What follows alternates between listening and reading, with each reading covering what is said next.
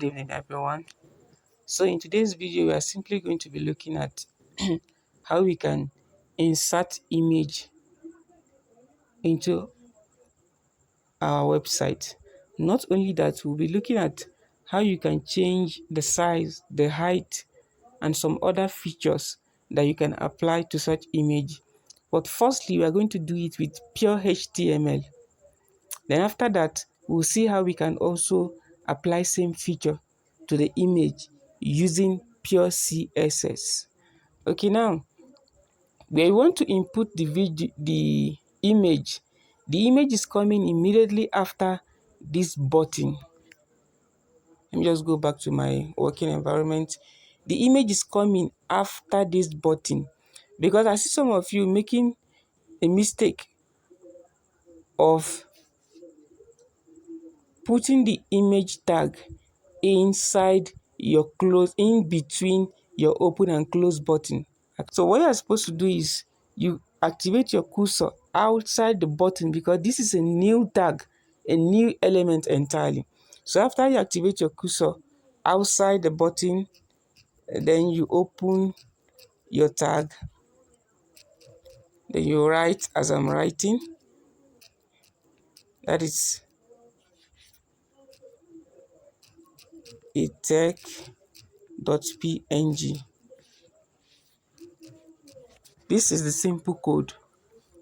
The img, it actually defines that you are about to insert an image. That's the tag that defines the image. Then the src is short form of source. Source, that is the image source. So now this is the simple code to import image into your web page. Immediately after the src, you put your equal to, open and close your quote, then followed by the name of that image. Although it depends on where the image is. Since we are working on my root folder and the image is directly inside my root folder, let's go and see my root folder. Then let's see where the image is. So as you can see, this is the image I'm trying to import into my web page. And the name, I told you guys earlier that you must take note of two things when you're importing image. Take note of the name of that image and also the extension of the image. Take note of the name of the image and the extension of the image because we have several extensions when you are talking about an image. We have the .jpg, .jpeg, .jpeg, .png. This one is .png. So this is it. img. So let me just preview and see if the image will actually display on my website. As you can see, the image has been inserted successfully.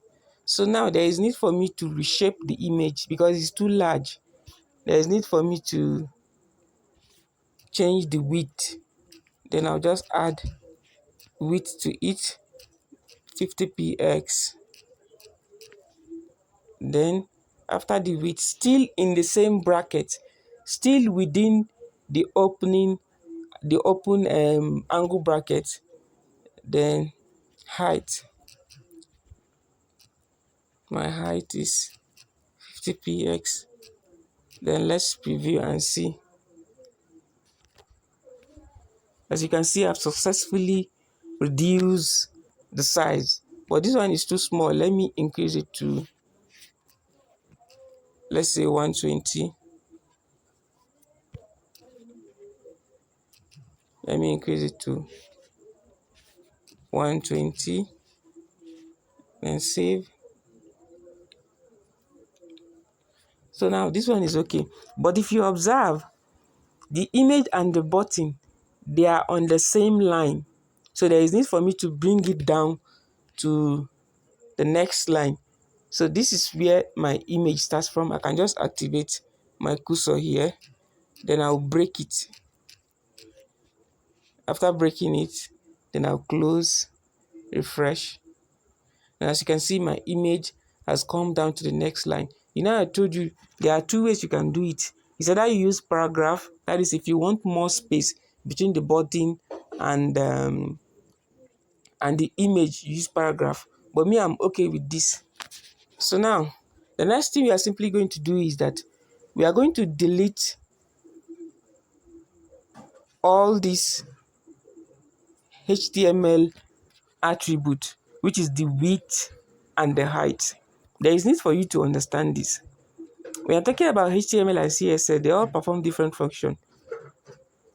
I don't know if you are getting it, because I see some of you mixing CSS with HTML, mixing HTML with CSS.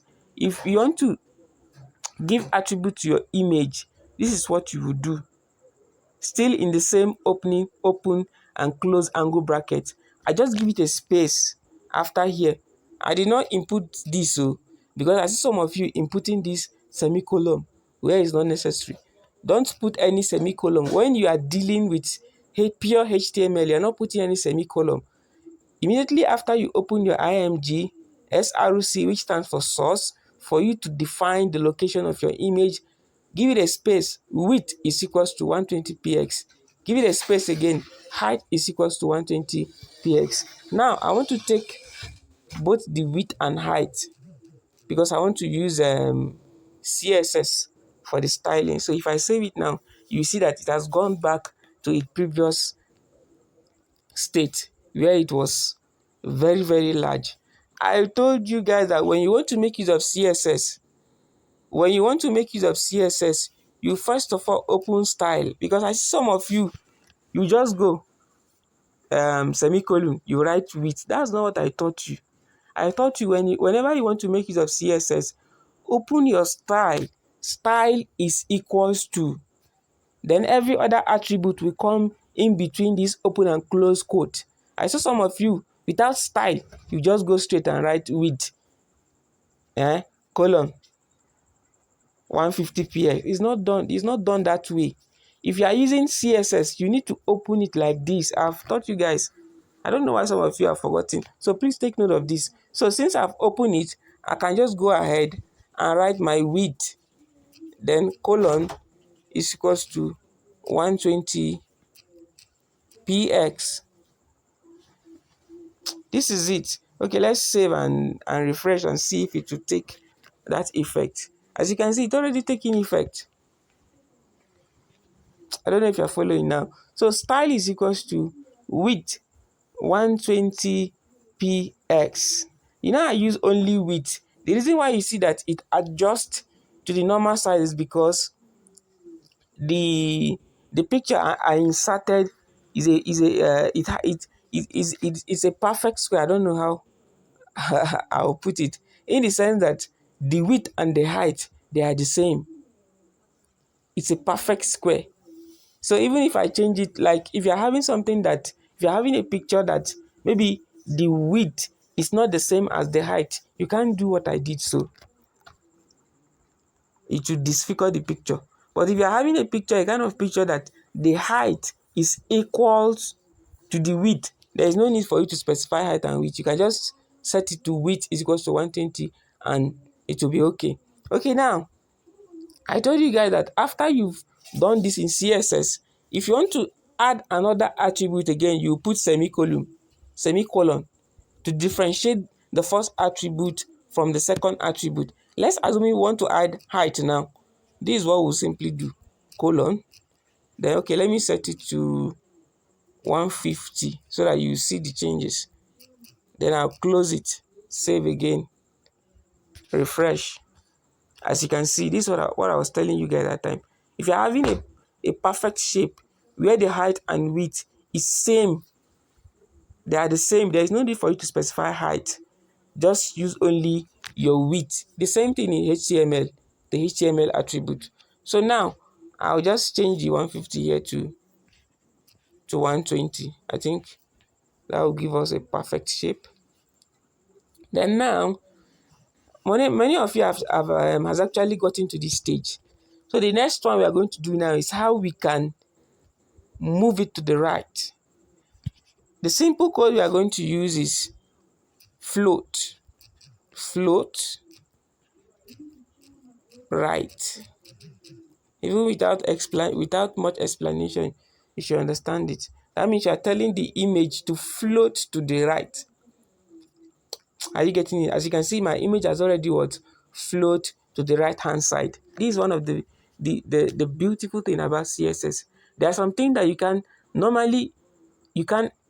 achieve with a pure HTML, but with the help of CSS, you can achieve them when you're talking about styling. That's why I said HTML is mainly used for structuring, for you to impute your image, for you to add text, for you to what to add buttons. But when you're talking about the styling, changing the font size, changing, giving it width and height, changing the color, making it all those styling, you can achieve it best using CSS. So this is how I want you guys to get this CSS. First, you open your style. Is equals to open and close quote.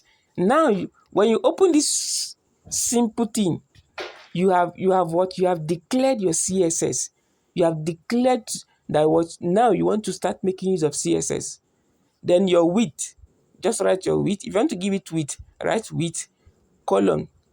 Then the size, you close. If you want to make use of double attribute, just like here now, I use 3 attributes: width, height, and float. This is the essence of what you are learning. Oh. Please, you need to memorize all these things. Width, height. If you can even get an exercise book where you'll be writing all these attributes, I think it's better so that you don't forget. Width, height, and float. You've combined 3 attributes in a single tag. So please, this is where we are going to stop. In our next lesson, we'll continue from here.